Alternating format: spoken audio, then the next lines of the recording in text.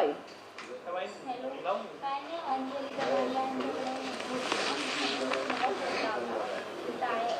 आणि आता ना कोणीतरी एकाने बाहेर थांबून आता इथून कोणाला येऊ देऊ नका, नाही तर डिस्ट्रॅक्ट व्हायला होतं.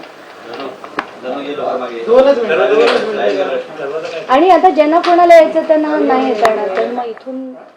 तर अंजली दमानिया हे या पत्रकार परिषद घेत आहेत. दमानिया आज कोणता बॉम्ब फोडणार आहेत असा प्रश्न उपस्थित होतो. मुंडेंच्या भ्रष्टाचाराचे आणखी पुरावे देणार असं अंजली दमानिया यांनी म्हटलेलं आहे. मुंडेंना आमदारकीचाही राजीनामा द्यावा लागेल असंही त्यांनी म्हटलंय. त्यामुळे आज दमानिया पत्रकार परिषदेमध्ये कोणता बॉम्ब फोडतायत याकडेच सगळ्यांचं लक्ष लागलेलं आहे. अंजली दमानिया यांची पत्रकार परिषदेची दृश्य आपण पाहतोय. थोड्याच वेळात पत्रकार परिषदेला सुरुवात होईल आणि या पत्रकार परिषदेत आज अंजली दमानिया कोणता नवा बॉम्ब फोडणार आहेत याकडे सगळ्यांचं लक्ष लागलेलं आहे. धनंजय मुंडेंविरोधात सामाजिक कार्यकर्त्या अंजली दमानिया आणखी पुरावे उघड करणार आहेत अशी माहिती मिळते. दमानियांनी सांगितलंय, त्यामुळे धनंजय मुंडेंच्या अडचणी आणखीनच वाढण्याची ही शक्यता आहे. लाभाच्या पदामुळे धनंजय मुंडेंना मंत्रिपदाचाच नव्हे तर आमदारकीचाही राजीनामा द्यावा लागणार असा दावाही अंजली दमानिया यांनी केला आहे.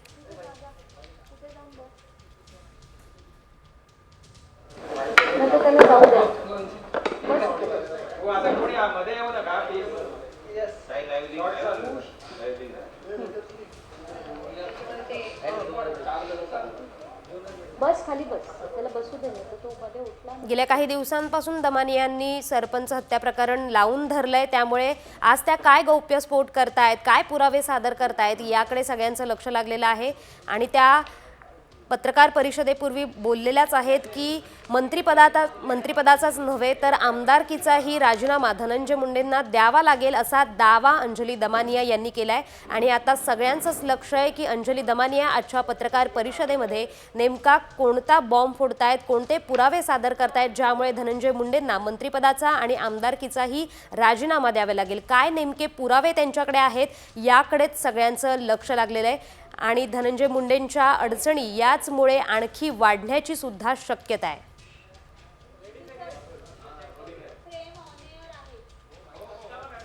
तर धनंजय मुंडे यांच्या विरोधात अंजली दमानिया पत्रकार परिषद घेतात आणि आपण दृश्य पाहिली तर त्यांच्या हातात आपल्याला कागद दिसत आहेत, विविध कागदपत्र दिसत आहेत. तर ते पुरावे आहेत का असाही प्रश्न आता उपस्थित होतोय. नेमके काय पुरावे आहेत त्यांच्याकडे आणि त्यामुळे धनंजय मुंडेंना मंत्रिपदाचा आणि आमदारकीचाही राजीनामा द्यावा लागणार आहे का या सगळ्याकडे लक्ष लागलेलं आहे. गेल्या काही दिवसांपासून अंजली दमानिया ज्या सामाजिक कार्यकर्ता आहेत त्यांनी गेल्या काही दिवसांपासूनच सरपंच हत्या प्रकरण लावून धरलं होतं. त्यामुळे आजच्या पत्रकार परिषदेत त्या काय गौप्यस्फोट करतायत, काय पुरावे धनंजय मुंडेंच्या विरोधात सादर करतायत याचकडे सगळ्यांचं लक्ष लागलेलं आहे. आणि त्याच धनंजय मुंडेंच्या विरोधातल्या पुराव्यांमुळे त्यांचं मंत्रिपद आणि आमदारकी सुद्धा धोक्यात येऊ शकते.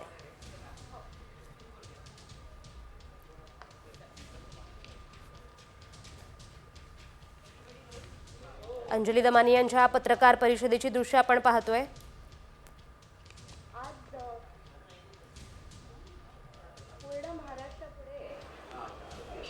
एक कृषी मंत्री शेतकऱ्यांचे पैसे कसे खातो, किती खातो आणि कायदे पायदळी तुडवून कसं काम करतो याचा मी आज सगळेच्या सगळे पुरावे देणार आहे.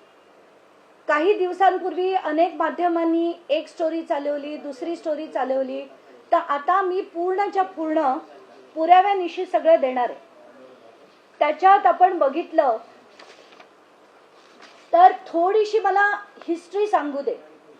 एक DBT म्हणजे डायरेक्ट बेनिफिशियरी ट्रान्सफर ही स्कीम सरकारने काढली होती. आता या DBT स्कीम मध्ये जे पैसे सरकार देतं त्या योजनांचा दुष्परिणाम होतोय आणि त्या योजना लोकांपर्यंत पोहोचत नाहीये, लाभार्थींपर्यंत पोहोचत नाहीयेत.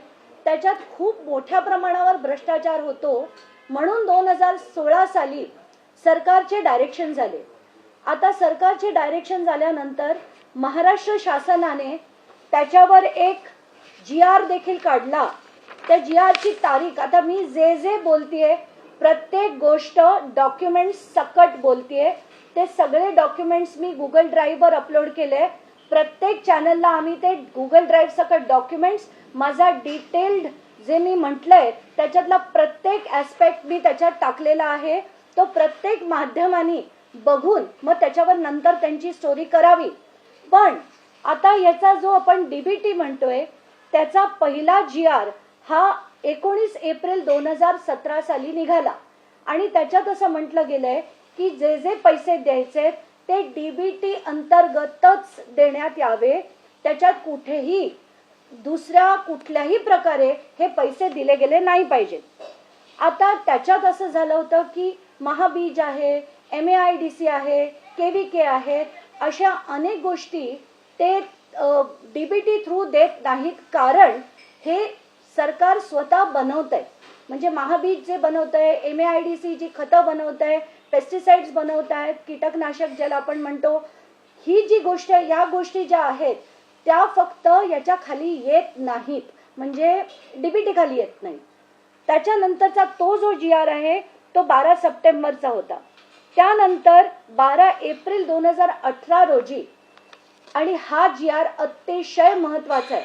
या जी आर मध्ये असं म्हटलं गेलं होतं की मुख्यमंत्र्यांना ही जी 62 लिस्ट आहे, 62 आयटमची लिस्ट आहे जे डीबीटी खाली येणार आहेत, ते 62 याच्यात आयटम मध्ये ऍड करण्याचा, म्हणजे त्याच्यात ऍड करण्याची जी आपण ज्याला म्हणतो मान्यता या जी आर थ्रू मुख्यमंत्र्यांना देण्यात आली.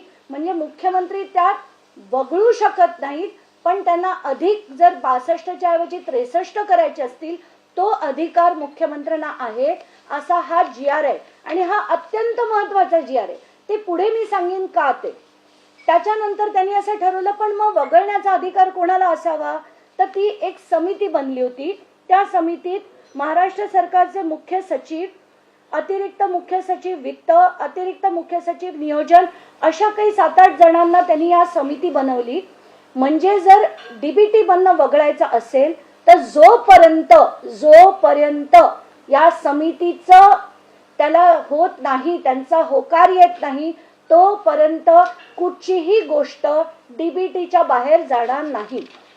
आता काय झालं, 2022 मध्ये असं सांगण्यात आलं की बाबा विक्रमी प्रोडक्शन आहे आपल्या इथे, कापसाचं, सोयाबीनचं, ऑइल सीडचं विक्रमी प्रोडक्शन आहे.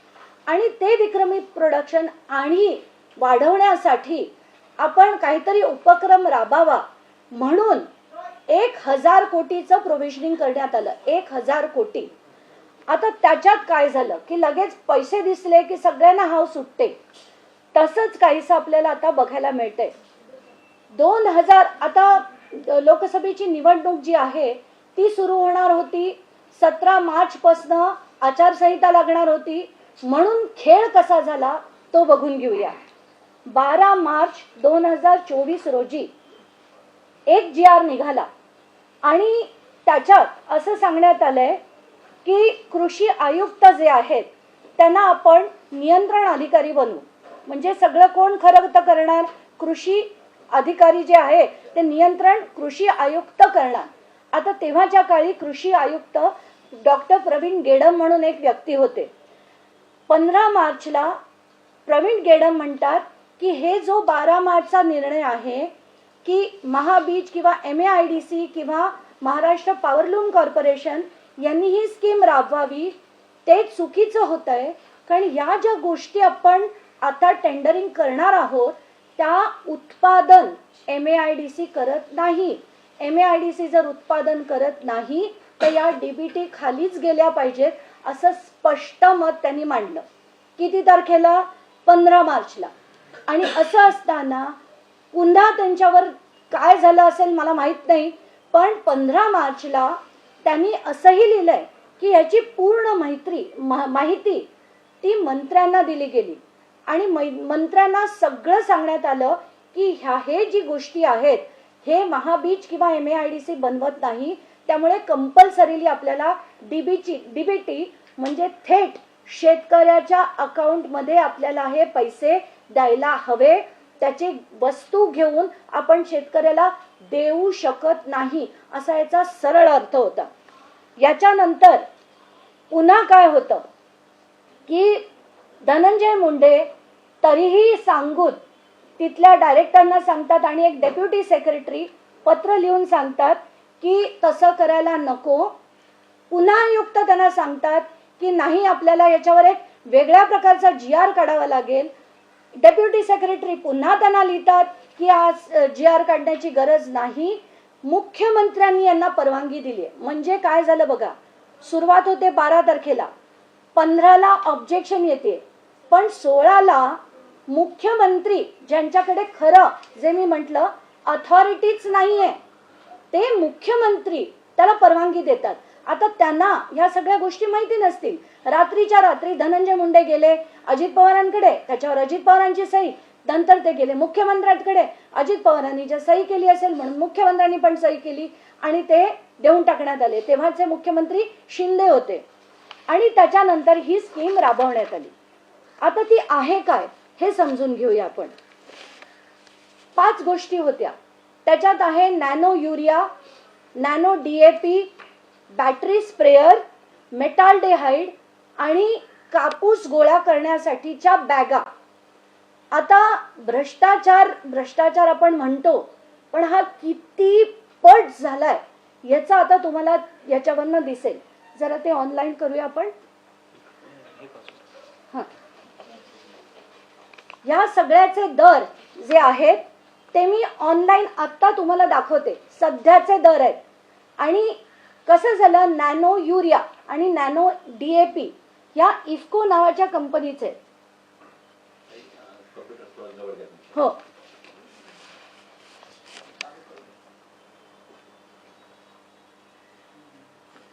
हा नॅनो युरियाचा आजचा भाव आहे.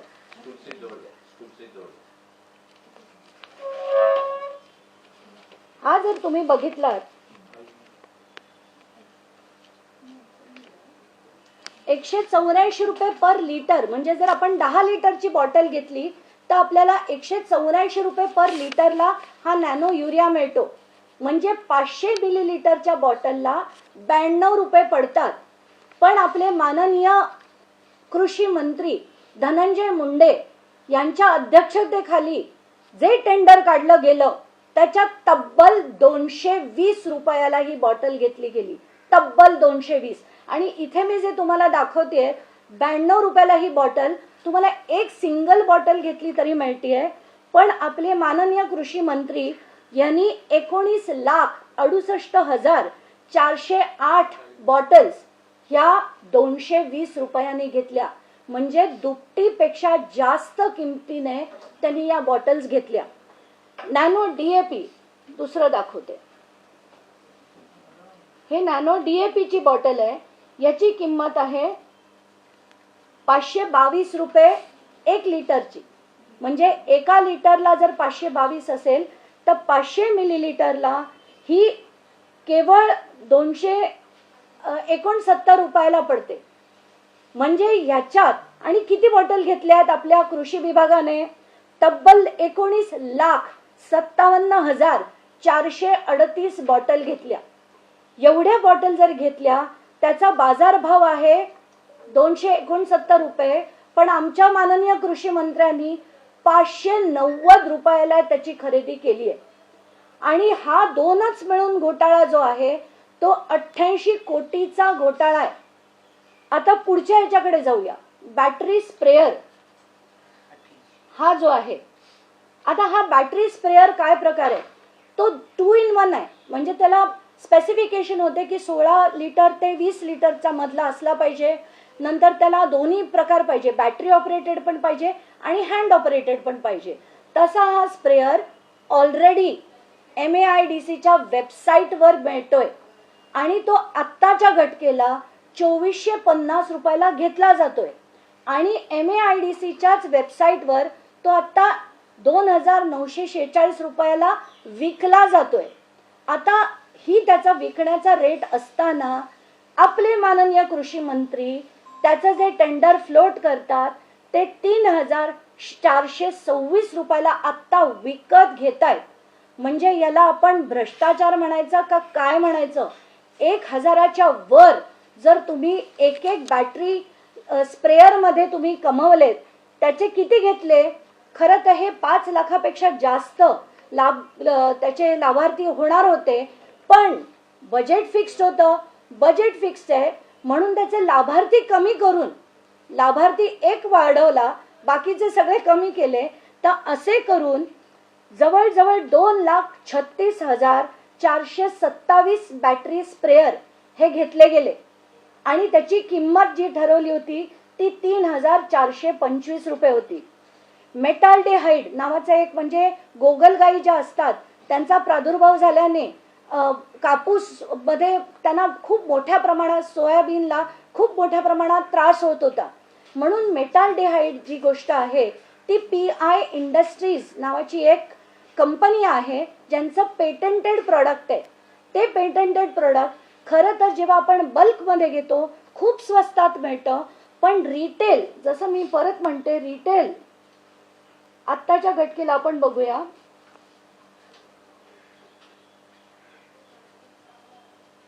हे जे प्रोडक्ट आहे हे आता 817 रुपयाला मिळतंय.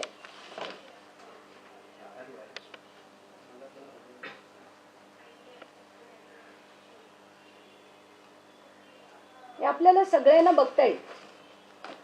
817 रुपयाला ते आता मिळतंय. पण माननीय कृषी मंत्री धनंजय मुंडे साहेबांनी 1275 रुपयाला हे विकत घेतलं. आणि किती घेतलं? 1,96,441 किलो हा याचा ऑनलाईनचा, म्हणजे 1 किलो जर आपण विकत घ्यायला गेलं तर ते 817ला मिळतंय. पण आपण 1,96,000 किलो विकत घेतोय आणि ते पण 1275 रुपयाला. 5वा भाग कॉटन स्टोरेज बॅग्स या तब्बल 6,18,000 घेतल्या गेल्या. आणि त्या कशा घेतल्या गेल्या? तर काहीच दिवसांपूर्वी ICAR नावाची जी संघटना आहे, जी सरकारी ऑर्गनायझेशन आहे नागपूरला, त्यांनी 20 अशा बॅग्स घेतल्यात आणि ते मी माझ्या डॉक्युमेंटमध्ये लावलेलं आहे. 20 बॅग घेतल्या 577 रुपयाला. पण माननीय कृषी मंत्री यांनी जे केलं टेंडर, त्याच्यात या बॅग तब्बल 1250 रुपयाला घेतल्या गेल्या. आणि असा सगळा हा घोटाळा जो आहे, 342 कोटीचं टोटल टेंडर मध्ये 160 कोटी रुपये सरळ गेले. आणि हे मी कुठल्या ह्याच्यात म्हणतेय? 160 कोटी ऑनलाईनच्या रेट प्रमाणे. हे जर आपण बल्क रेट पकडले तर कमीत कमी 20% अधिक होतं. म्हणजे 200 कोटी 342 कोटी बनले गेले. इतके महान कृषी मंत्री जे एकच वर्ष त्या पदावर होते, जुलै 23 ते नोव्हेंबर 24, एका वर्षात या व्यक्तीने जर इतका अफाट पैसा, तो पण शेतकऱ्याचा खाल्ला असेल, तर अशा लोकांना त्या पदावर राहण्याची, मंत्री बनण्याची आणि मंत्रीपद आज त्यांचं ठेवण्याची खरंच गरज आहे का? आणि आता तरी मला असं वाटतं की महाराष्ट्राच्या मुख्यमंत्र्यांनी याचा गंभीरतेने विचार करायला हवा. आता मी तुमच्या पुढे बाकीचे डिटेल्स काढते. प्रत्येक गोष्टीत कसा त्यांनी घोटाळा केला, म्हणजे कसा केला आणि किती ब्लेटंटली केला. आता आपण पहिल्या टेंडरकडे येऊया. या पहिल्या टेंडरमध्ये निविदा प्रोसेस कसा असतो की आधी प्रशासकीय मान्यता मिळते. प्रशासकीय मान्यता मिळाल्यानंतर ॲडव्हर्टाइजमेंट होतात, त्याच्यानंतर टेंडरिंग होतं, मग त्याच्यातनं L1 कॉन्ट्रॅक्टर होतो. L1 कॉन्ट्रॅक्टरला ते टेंडर दिलं जातं आणि त्याची वर्क ऑर्डर निघते. माननीय धनंजय मुंडेंच्या अध्यक्षतेखाली आधी पैसे दिले गेले आणि ते पण पूर्ण रक्कम कशासाठी? कच्चा माल विकत घेण्यासाठी. कच्चा माल विकत घेण्यासाठी पूर्णच्या पूर्ण रक्कम 16 तारखेला दिली गेली, 16 मार्चला. तर आधी मला वाटलं होतं की कदाचित यांना ते दाखवायचं असेल की ते 31 मार्चच्या आधी किंवा लोकसभेची लागण्याच्या, म्हणजे ती आचारसंहिता लागण्याच्या आधी त्यांना पैसे देऊन टाकायचे असतील. पण तसं नाही. त्याच्यात लिहिलं काय गेलं कच्चा माल विकत घेण्यासाठी हे केलं जातंय. आणि हे जेव्हा आम्ही बघितलं तर खरंच डोकं फिरलं. त्याच्यात काय काय केलंय बघा. 16 मार्चला पैसे देऊन टाकले. निविदा कधी काढली? 30 मार्चला. बॅटरी स्प्रेअर 28 मार्चला पैसे देऊन टाकले. 5 एप्रिलला निविदा काढली. म्हणजे तुमचं आधी ठरलं होतं का की निविदा कोणाला द्यायची? कारण आधीच तुम्ही पैसे देऊन टाकताय कच्चा माल विकत घ्यायला आणि मग तुम्ही त्याची निविदा काढताय. हे महाराष्ट्रात आतापर्यंत कधी कोणी ऐकलंच नाहीये. कुठल्याच यंत्रणेने ऐकलं नसेल की असा प्रकार देखील होऊ शकतो. मेटाल्डेहाइड 16 मार्च 2024ला त्यांनी पैसे देऊन टाकले आणि 9 एप्रिलला निविदा निघाली. कापूस साठवणुकीच्या बॅगमध्ये 16 मार्चला पैसे देऊन टाकले आणि 23 एप्रिलला त्याची निविदा निघाली. काय घाई होती एवढे पैसे देऊन टाकण्याची ते पण आता आपण बघून घेऊया. तर आत्ताच्या घटकेला आपण एक एक मुद्द्याकडे येऊया. नॅनो DAP आणि नॅनो युरियाचं टेंडर जे मी म्हटलं 16 तारखेला पैसे देऊन टाकले आणि नंतर 30 तारखेला त्याची निविदा मागण्याची तारीख होती.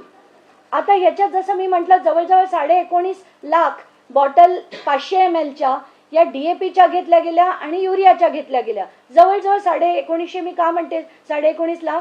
कारण एक होती 19,68,000 आणि दुसरी होती 19,57,000. त्याच्यात इफ्को नावाची कंपनी म्हणजे गंमत बघा. MAIDC हे टेंडर प्रोसेस करणार. MAIDC इफ्को नावाच्या कंपनीचं डायरेक्ट डिस्ट्रीब्युटर आहे. पण हे डायरेक्ट डिस्ट्रीब्युटरनी खरं तर तिथून माल घेऊन देता आला असता. पण तो डायरेक्ट डिस्ट्रीब्युटर घेत नाही. टेंडरमध्ये करेक्शन करून आपण हे एका डीलरकडनं घ्यावं असं ठरतं आणि त्या डीलर मार्फत या सगळ्या बॉटल्स घेतल्या जातात. पुढे त्याच्या निवेदनात काय होतं बघू आपण की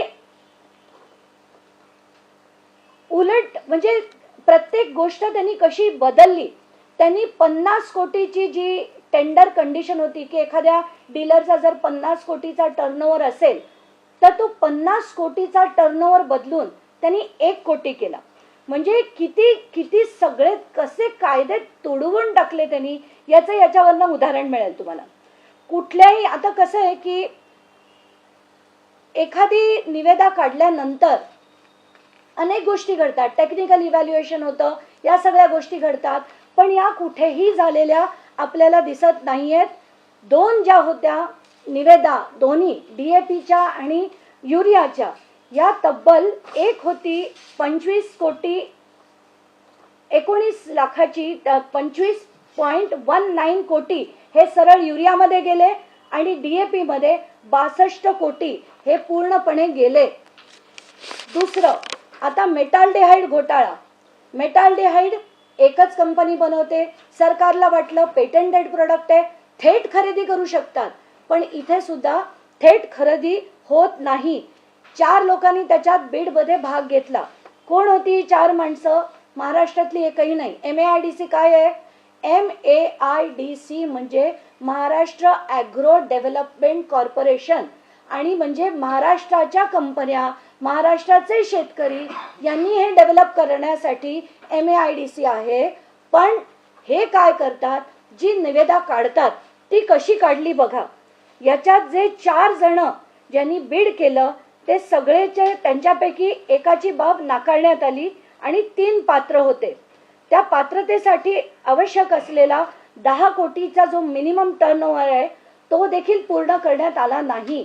आणि एकाचा 6 कोटीचा होता, एकाचा 1,85,00,000 होता. अशा दोघांकडे हे देण्यात आलं आणि ते पण तब्बल 450 रुपये वर ही निविदा देण्यात आली. आता गंमत, सगळ्यात मोठी गंमत म्हणजे बॅटरी स्प्रेअर घोटाळा. याच्यात खरं कसं असतं की आता मला टेंडर भरायचंय. महा टेंडर नावाचं पोर्टल आहे. महा टेंडर पोर्टलमधनं MAIDC मध्ये मी येणार. त्याच्यातनं 8 वेगवेगळे म्हणजे त्याच्यात ॲग्री इक्विपमेंट आहे, ॲडमिनिस्ट्रेशन आहे, नोगा नावाची एक गोष्ट आहे ती मी तुम्हाला मुद्दाम वाचून दाखवते. प्रशासन विभाग, कृषी अभियांत्रिकी विभाग, पशुखाद्य विभाग, नागरी विभाग, खत विभाग, कीटकनाशक विभाग, वित्त आणि लेखा विभाग आणि एक नोगा विभाग म्हणून आहे.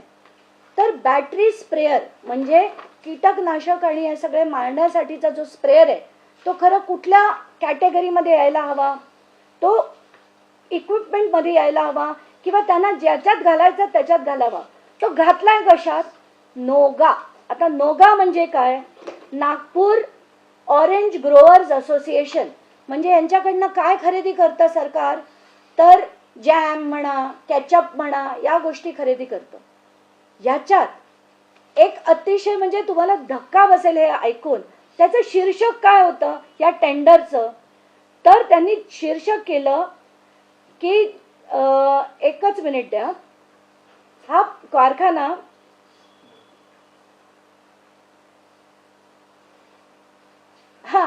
जॅम, केचप इत्यादी उत्पादनाचा कच्चा माल व्हिडिओ अंतर्गत खरेदी केला जातो.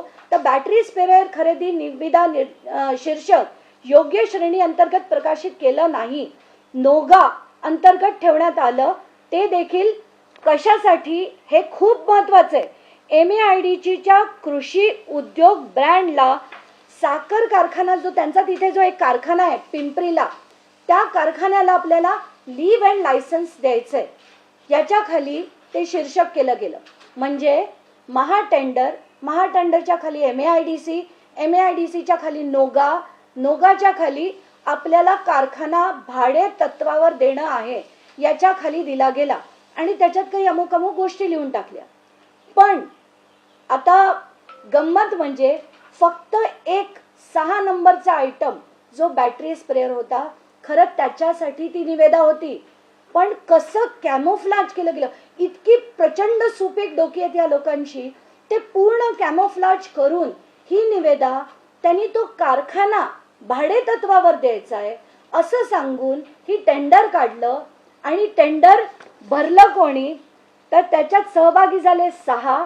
त्याच्यापैकी एकाला बाद केलं, उरले 5. या 5 पैकी 4 जण इंदोरच्या एकाच गावातले आहेत आणि एक गुजरातचा आहे. म्हणजे MAIDC इतकं छान काम जे करतंय, महाराष्ट्र उद्योग वाढवण्यासाठी करतंय, महाराष्ट्राच्या शेतकऱ्यांसाठी करतंय का इंदोरला बसलेल्या काही लोकांसाठी करतंय, असा प्रश्न याच्यातनं सरळ सरळ दिसतोय. कारण कोणाला कळणारच नाही ना. बॅटरी स्प्रेअर जे सप्लाय करतात ते लोक टाईप करून सर्च काय करणार? Battery sprayer. ते त्यांना मिळणार नाही. कारण टेंडरमध्ये पहिला टेंडर प्रोसेस पूर्ण मॅन्युप्युलेट केला गेला. म्हणजे त्याला जसं मी पुन्हा का म्हणतेय की महाराष्ट्र टेंडरचं पोर्टल, त्याच्याखाली MAIDC, त्याच्याखाली नोगा, त्याच्याखाली शीर्षक, एक कंपनी आपल्या जे जागा आहे पिंपरीची ती आपल्याला भाड्यावर द्यायची आहे. म्हणून जर त्यांनी टेंडर काढलं असेल आणि छुपेपणाने त्यांनी जर त्याचा बॅटरी स्प्रेअरसाठी टेंडर फ्लोट केलं असेल तर किती कंपन्यांना ह्या गोष्टी मिळणार आहेत. म्हणून मी म्हणते की हे जे चाललंय आता, शेवटचा जो भाग आहे ते कापूसच्या जमा करण्याच्या बॅग्स आहेत. जसं मी म्हटलं की ICARनी 577 रुपयाला जर ही बॅग घेतली होती तर मग अशा बॅगा इतक्या मोठ्या प्रमाणावर घेतल्या गेल्या आणि म्हणजे 20 बॅगला 577 पडतात. तर इतक्या मोठ्या प्रमाणावर 6 लाखाच्या वर ज्या बॅग्स घेतल्या गेल्या त्याच्यासाठी इतका अफाट खर्च 6,18,000 घेतल्या गेल्या. आणि त्याच्यात 42 कोटीचा जर असा इतका अंधाधुंद असा भ्रष्टाचार झाला असेल तर धन्य आहे आमचे कृषी मंत्री, धन्य आहे आपला महाराष्ट्र. कारण आताच्या घटकेला सगळेच्या सगळे, जसं मला म्हणायचं अगदी जेवढे याच्यातले MAIDCचे अधिकारी आहेत, जेवढे डेप्युटी सेक्रेटरी आहेत, कृषी विभागाचे जे अधिकारी आहेत, त्या सगळ्यांना लाईनीवर घ्यायची गरज आहे. आणि हे सगळा हा जो भ्रष्टाचार झालाय हा मी पहिल्या टेंडरमधला म्हटला. त्याच्यानंतर दुसरं एक टेंडर काढण्यात आलं, टेंडर नंबर 2, जे ऑक्टोबरमध्ये काढण्यात आलं. पण त्याची माहिती RTI खाली सुद्धा दिली गेलेली नाहीये. म्हणून आत्ताच्या घटकेला त्याचे पैसे दिलेत की नाही ही आम्हाला कल्पना नाहीये. म्हणून मी त्या टेंडर नंबर 2 जे 205 कोटीचं होतं त्याच्याबद्दल आता बोलत नाहीये. पण ते सुद्धा जर असलं तर त्याच्यातले अर्धे आणि याच्यातले अर्धे असं जर आपण बघितलं तर कमीत कमी 250 कोटीचा हा घोटाळा आहे.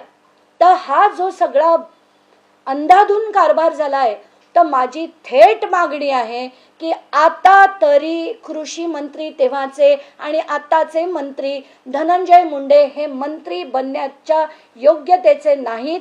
त्यांचा तातडीने राजीनामा घ्यावा आणि त्यांच्यावर इन्क्वायरी लावून हा सगळा झालेला शेतकऱ्यासाठी ठेवलेला पैसा हा परत मिळवा आणि हा पैसा जो आहे तो खरा त्याचा विनियोग डीबीटी अंतर्गत करावा. 2 अधिकारी आहेत, या दोन्ही अधिकाऱ्यांनी म्हटलं होतं की डीबीटी खाली करावा. एक रवींद्र बिनवडे नावाचे कोण अधिकारी होते, त्यांनी थेट लिहिलं होतं दुसऱ्या टेंडर नंतर सुद्धा की डीबीटी थ्रूच हे झालं पाहिजे. पण डीबीटी थ्रू गेलं तर ते शेतकऱ्यांना पैसे जातील, कृषी मंत्री जो आहे तो कसा श्रीमंत होणार, यासाठी हा केला गेलेला पूर्ण खेळ आहे. याचे सगळेच्या सगळे पेपर्स मी अपलोड केलेले आहेत आणि आपल्या सगळ्यांना विनंती आहे पूर्णपणे ते बघून आपण त्याचे योग्य ते लावून धरावे आणि कुठल्याही पद्धतीने मला असं माझी थेट आता मागणी आहे, काहीही झालं तरी धनंजय मुंडे यांचा राजीनामा झालाच पाहिजे. धन्यवाद. ताई, यात तुम्ही कालावधी एक्सप्लेन कराल का की हा कालावधी कधीपासूनचा आहे आणि काही खास कंपन्यांना फायदा मिळावा यासाठी हे केलं गेलं आहे का? आणि तिसरा एक महत्वाचा, ज्यांना ऍडव्हान्स दिले गेले त्यांनाच टेंडर दिले आहे का की त्यातही काही घोळ आहे? हा कालावधी जसं मी म्हटलं हे 12 मार्च 2024 ते 16 मार्च 2024 हा कार्यक्रम आटपण्यात आला. अरे हो, आणि एक महत्वाचा मुद्दा माझा मांडायचा राहिला की हे आधी पैसे देऊन टाकले, अग्रिम रक्कम कच्चा माल घेण्यासाठीची रक्कम 16 मार्चला देऊन टाकली आणि त्याच्यानंतरचा सगळा प्रोसेस मी तुम्हाला सांगितला. म्हणजे हे गेडमनी लिहिणं, मग सगळ्यांनी त्यांना पत्रव्यवहार करणं, मग तो GR काढायचा नाही की नाही ठरणं, आणि त्याच्यात एक महत्वाचं पत्र असं आहे आणि या 2 पत्रांवर धनंजय मुंडे यांची सही देखील आहे आणि त्याच्यात ते म्हणतात, अधिकारी म्हणतात की आत्ताच्या घटकेला मुख्यमंत्र्यांनी परवानगी दिली आहे, त्यामुळे हे टेंडर एक विशेष बाब, ही विशेष बाब जर आपल्याला आठवत असेल, सिंचन घोटाळ्यात सुद्धा प्रत्येक टेंडर विशेष बाब म्हणून दिलं जायचं, तसंच विशेष बाब म्हणून मुख्यमंत्र्यांनी परवानगी दिली आहे म्हणून हे राबवण्यात यावं. हे कधी केलं गेलं तर तुम्हाला सुद्धा धक्का बसेल की हे मे महिन्यात यांच्या सह्या झाल्या आहेत पण पैसे देऊन टाकलेत 16 मार्चला. म्हणजे याला आपण पोस्ट फॅक्टो अप्रुव्हल म्हणतो. आणि हे पोस्ट फॅक्टो अप्रुव्हल म्हणजे काय? बॅक डेटेड पत्र काढणं. ते पत्राची तारीख 16 मार्च आहे पण त्याच्यावर सह्या सगळ्या अधिकाऱ्यांच्या आणि कृषी मंत्र्यांच्या हे मे मध्ये झालेल्या आहेत. म्हणजे हे बॅक डेटेड पत्र काढण्यात आले, हे याच्यावरनं सरळ सरळ सिद्ध होत आहे. तर आता ह्या सगळ्या गोष्टी जे मी म्हणते की 12 मार्चला पहिला GR निघाला आणि 16 मार्चला पैसे देऊन सुद्धा टाकले, ते पण कसे घाईघाई करून, ऑब्जेक्शन्स असताना त्याच्यावर वित्तमंत्र्यांची सही, त्याच्यावर मुख्यमंत्र्यांची सही, आणि ते करून ताबडतोब घाईघाईने पैसे डिस्बर्स झालेत. आता कसे झाले ते थेट त्यांच्या अकाउंटमध्ये कधी गेलेत, अकाउंटचे ऍक्सेस माझ्याकडे नाहीत त्यामुळे ते मला बोलता येणार नाही, पण दिलेल्याचे सगळे डॉक्युमेंट्स मी आता गुगल ड्राईव्हवर अपलोड केलेले आहेत. ते बॅकडेटेड करणं हा सुद्धा एक गुन्हा आहे का? प्रचंड मोठा गुन्हा आहे त्याला, म्हणूनच मी म्हटलं पोस्ट फॅक्टो करणं हा अतिशय चुकीचा पांडा आहे आणि जे अधिकारी ज्यांची त्याच्यावर सही आहे त्या सगळ्यांवर खरं तर कारवाई झाली पाहिजे. कारण बॅक डेटेड का केलं जातं? कारण कुठेतरी झालेला मोठ्या प्रमाणावर गैरव्यवहार आहे तो लपवण्यासाठी बॅक डेटेड केलं जातं. तर तुम्ही जर ते पत्राची तारीख बघितली ती 16 मार्च आहे पण त्याच्या सह्या ज्या झालेल्या आहेत डेप्युटी सेक्रेटरी पासूनच्या सगळ्यांच्या त्या मे महिन्याच्या आहेत. हे आता प्रत्येक माध्यमाने दाखवावं. आणि हा किती मोठा भ्रष्टाचार आहे आणि सरळ सरळ लूट आहे. आणि कोणाची लूट आहे तर ती शेतकऱ्यांसाठी दिले गेलेले पैसे होते. 1000 कोटीचं जे सँक्शन होतं ते शेतकऱ्यांसाठी होतं, धनंजय मुंडेंसाठी नक्कीच नव्हतं.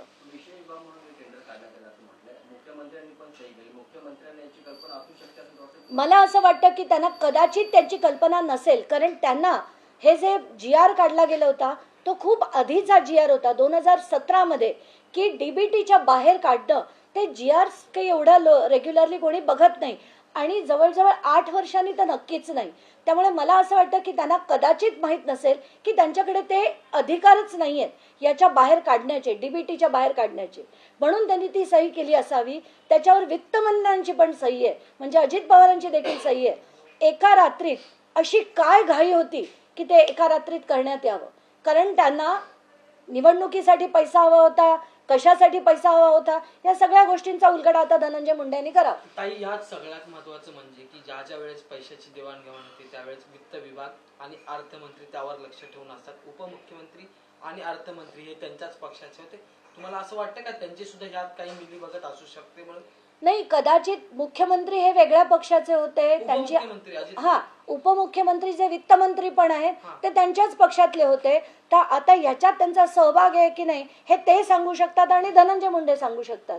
पण ह्या सगळ्या गोष्टी झाल्यात, तातडीने केल्या गेल्यात, ह्या सगळ्या गोष्टी समोर आलेल्या आहेत. आणि एक महत्वाचा मुद्दा राहिला की 14 फेब्रुवारी 2024ला त्याच वित्त विभागाने अजून एक GR काढलं होतं आणि वित्त विभागाने असं म्हटलं होतं की 15 तारखेनंतर म्हणजे 15 फेब्रुवारी नंतर कोणीही कुठलाही आर्थिक व्यवहार करू नये, कुठलीही खरेदी करू नये.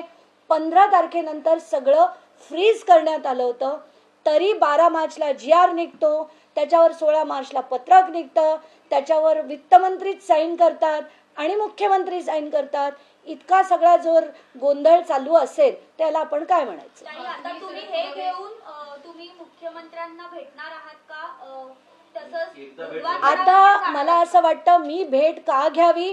मुख्यमंत्र्यांचं कर्तव्य आहे की प्रत्येक गोष्ट, आज जर डीबीटीचा पैसा आहे, जे मोदीजी म्हणाले होते की हा शेतकऱ्यांना लाभ मिळत नाहीये, मध्ये पैसा खाल्ला जातोय, तर जर मुख्यमंत्र्यांना योग्य वाटत असेल, मोदीजींचं म्हणणं आमचं सोडा, मोदीजींचं म्हणणं योग्य वाटत असेल तर त्यांनी त्याच्यावर तात्काळ कारवाई करणं भाग आहे.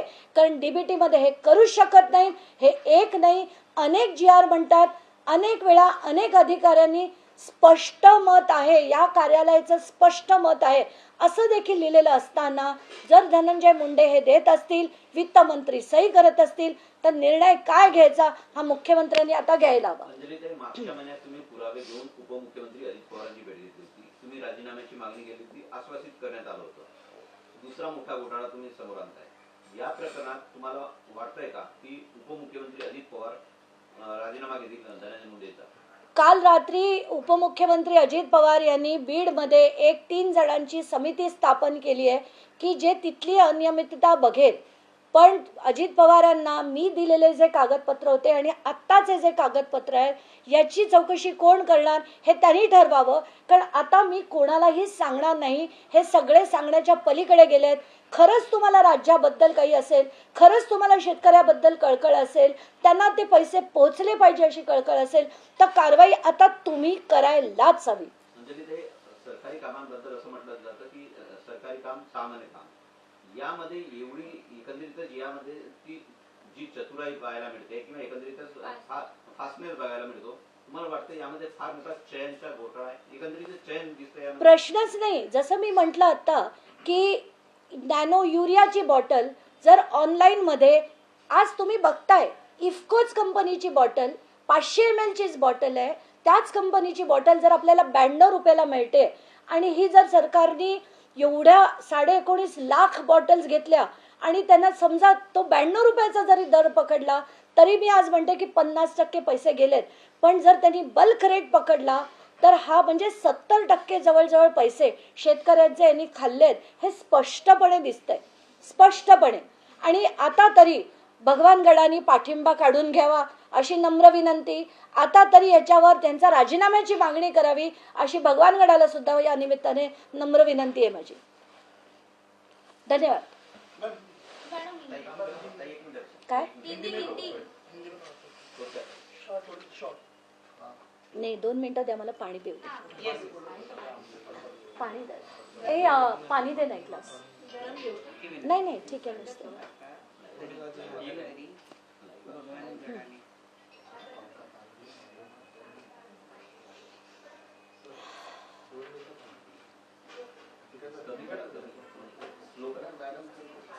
राज्य राज्यात जर याबद्दल काही निर्णय होत नसेल तर केंद्रातल्या मंत्र्यांकडे हे सगळे घेऊन जावं पुरावे- विरोधी पक्षांनी. मी तर अपलोड केलेले आहेत सगळे डॉक्युमेंट. त्यांना वाटत असेल तर त्यांनी लावावं तिथे पार्लमेंटमध्ये. हे सगळे मुद्दे जेव्हा तुम्ही मांडताय, साहजिक आहे की विरोधी बाकावर बसलेले जे सगळे आमदार खासदार आहेत ते सुद्धा बघत असतील. त्यांच्यापैकी कुणी तुम्हाला या मधल्या कालावधीमध्ये संपर्क साधलाय का? तुम्हाला पुरावे मागितले आहेत का? अजून तरी कोणी मागितले नाही आहेत, पण मी हे द्यायला बिलकुल तयार आहे. हे जर त्यांना लावून धरायचं असेल तर त्यांनी नक्कीच धरावं. यामध्ये किती अधिकारी मुंडे यांच्यासोबत समाविष्ट असू शकतात त्याची काही यादी नाही आहे, पण MAIDCचे सगळे अधिकारी बऱ्यापैकी काम करतात. त्याच्यात एक गंमत म्हणजे डेप्युटी सेक्रेटरी आहेत, त्यांचं पण आडनाव कराडचं आहे. भगवानगडावर तुम्ही सगळे पुरावे घेऊन जाणार आहात का? आधीचे ऑफिस ऑफ प्रॉफिटचे प्रॉफिटचे आणि आता तुम्ही जो घोटाळा काढलेला आहे भगवानगडावर नांदेड तात्यांची तुम्ही भेट घेणार आहात. मी कालपासून तेच म्हणते की आज त्यांच्या भगवानगडावर फोन देखील करणार आहे की मला हे सगळे पुरावे दाखवायचे आणि अतिशय आदरपूर्वक दाखवायचे. आणि माझ्या 2 मागण्या आहेत. पहिलं म्हणजे भगवानगडाने त्यांना दिलेला पाठिंबा परत घ्यावा अशी नम्र विनंती. आणि दुसरं म्हणजे हे जे कागदपत्र आहेत ज्याच्यात अगदी अगदी अगदी स्पष्ट दिसतंय, याच्यात कोणी म्हणूच शकत नाही की कायद्याची जी चौकट आहे त्याच्यात भर ठेवून हे कारवाई सगळं झालेलं आहे, टेंडरिंग झालेलं आहे असं कोणी म्हणूच शकत नाही. हे ओपन अँड शट भ्रष्टाचार आहे. आणि हा जर झाला असेल, हे पुरावे मी भगवानगडावर घेऊन जाईन आणि राजीनाम्याची मागणी त्यांनी करावी अशी विनंती त्यांना करेन. याच्यामध्ये आकड्यामध्ये हा एकूण पूर्ण घोटाळा कितीचा? आत्ताच्या घटकेला ऑनलाईन रेट प्रमाणे आपण घेतलेत, म्हणजे रिटेलच्या रेट प्रमाणे घेतलेत तर 342 कोटीचा टोटल टेंडर आहे. त्यात 161.68 इतका घोटाळा सरळ झालेला आहे. पण जर आपण बल्क रेट पकडले तर माझा असा अंदाज आहे की कमीत कमी 70% भ्रष्टाचार झाला आहे. आणि 70% जे आहेत शेतकऱ्यांचे त्यांचे पैसे गेलेले आहेत या एकाच टेंडरमध्ये. फडणवीस साहेब नेहमी म्हणतात की करप्शन फ्री गव्हर्नन्स. तुम्ही म्हणणं खूप सोपं असतं, ते करणं खूप कठीण असतं. त्यांच्या नाकात खाली हे सगळं होत आहे, त्यांना त्याची कल्पना नाही आहे याला मी मानत नाही.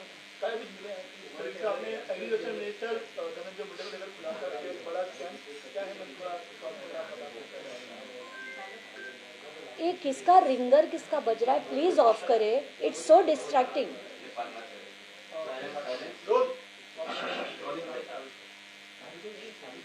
धनंजय मुंडे ये कृषि मंत्री थे महाराष्ट्र के और वो नवंबर 24 तक, माने जुलाई 23 से लेकर नवंबर 24 तक वो कृषि मंत्री थे. इस दौरान उन्होंने सारे के सारे जो हम कहते हैं रूल्स रेगुलेशंस सबको ठुकराकर उन्हीं के लोगों के थ्रू एक बहुत बड़ा भ्रष्टाचार किया है. और ये कैसे किया है इसके सारे डिटेल्स हमने दिए थे कि कृषि विभाग को सारे पैसे जो है एक DBT स्कीम के तहत देने ज़रूरी है, ऐसा शासन निर्णय हुआ था. 2016 में DBT थ्रू पैसे देने चाहिए ऐसे डायरेक्टिव्स निकले थे केंद्र सरकार से.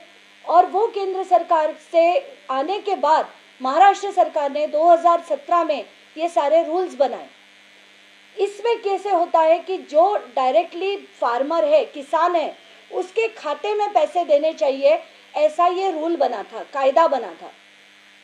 2017 में ऐसे कहा गया था कि जो चीज़ें सरकार खुद बनाता है ये सारी चीज़ें छोड़कर जो चीज़ें हैं बाकी की, इसमें 62 आइटम्स की लिस्ट थी, ये सारी डाल दी गई थी. और ये भी कहा गया था कि इसमें जो राज्य के मुख्यमंत्री है वो उसमें ऐड कर सकते हैं, पर ये 62 आइटम की लिस्ट में से कोई भी मुख्यमंत्री डिलीट नहीं कर सकता. DBT के बाहर लाने की जो लिस्ट है उसमें से बाहर नहीं ला सकता. ऐसा होने के बावजूद घोटाळे त्यांनी सांगितले, त्या 5 घोटाळ्याचे म्हणून 275 कोटीचा घोटाळा होता. तर टेंडर निघण्याच्या आधीच पैसे देऊन टाकले होते कच्चा माल खरेदी करण्यासाठी, असा सुद्धा त्यात प्रकार झाल्याचं अंजली दमानीने सांगितलं. काय वाटतं तुम्हाला? शॉकिंग. असं असेल तर काही शॉकिंग विषय. गोरगरिबांच्या शेतकऱ्यांचे रात्रंदिवस कष्ट करतात, त्यांच तरी रक्त नका पिऊ रे. तुमच्या नेत्यानं गोरगरीब लोकांची दलिंद्री पार करायसाठी कळत असलं त्या धनंजय मुंड्याला तर बघ जरा, गोरगरीब लोकांची दलिंद्री पार करायसाठी देवाचं रान करून तो समाज वर आणला आणि तो पुरा मातीत मिसळीला. इतकं पैशासाठी आणि दुसऱ्या जातीवर जळतो, जातीवाद करतो यासाठी पुरतं संपून घेतलं आणि संपवलं. राहिली थोडीफार उरली सुरली तेवढी तरी ठेव. तरी पण सरकार असल्या लोकांना सांभाळतंय म्हणल्याच्या नंतर राज्यात जनतेलाच रस्त्यावर यावं लागणार, त्याशिवाय सरकार ठेवणार नाही. ट्रान्सफर करण्याची व्यवस्था होती सुरुवातीला, मात्र ती बदलून त्यांचा टेंडर करण्याचा निर्णय धनंजय मुंडेंच्या अध्यक्षतेखाली झाला. म्हणजे हे जर डायरेक्ट अकाउंटला गेले असतं तर या सगळ्या पैसा म्हणजे 275-300 कोटीचा सगळा लाभ जो आहे तो शेतकऱ्यांना झाला असता. मग त्याच्याकडे वळविल्यामुळे ते त्याला खाता आले. यांनी बहुतेक मग आता विम्यात खाल्ली असतील. आणखीन काही माहिती आहे तिकडून, आता अधिकृत आली नाही आणखीन परळी तालुक्यातून. जे शेततळे होते, जे रोजगार हमीचे काही कामं होते, हे झालेलेच नाही. जणून असेच उचलले गेले. शेततळे, काही घरकुलं, विहिरी, हे सुद्धा प्रकरण त्याच्यात बरेचसे. पण आता अधिकृत माहिती आल्याच्या नंतर आता हे होणारच आहे. आता होणारे पाप झाकणार नाहीये आणि कोणताही माणूस त्याला जवळ करणार नाही झुंपडा, त्यांच्या जातीतला सुद्धा नाही करणार. भगवानकडे तिला पाठीला काढून द्यावा असे कार्ड नाही तर ठोई काय करायचं आम्हाला. कार्ड नाही तर ठोई काय करायचं ते कर. जे दिसायचं ते राज्यासमोर चित्र दिसलेले, जे बोलायचं ते तुम्ही आता बोलून गेलेले. त्यामुळे आता किती सारवा करून उपयोग नाहीये. तुम्हाला जे सिद्ध करायचं होतं ते केलं. तुमचा चुकीचा जरी असला तरी तो बरोबर आहे हे तुम्ही सिद्ध केलेलं आहे. आरोपीचं समर्थन करून आरोपीला पाठिंबा देऊन हे सिद्ध झाले. त्यामुळे आता त्यावर बोलायची इच्छा नाही आमची.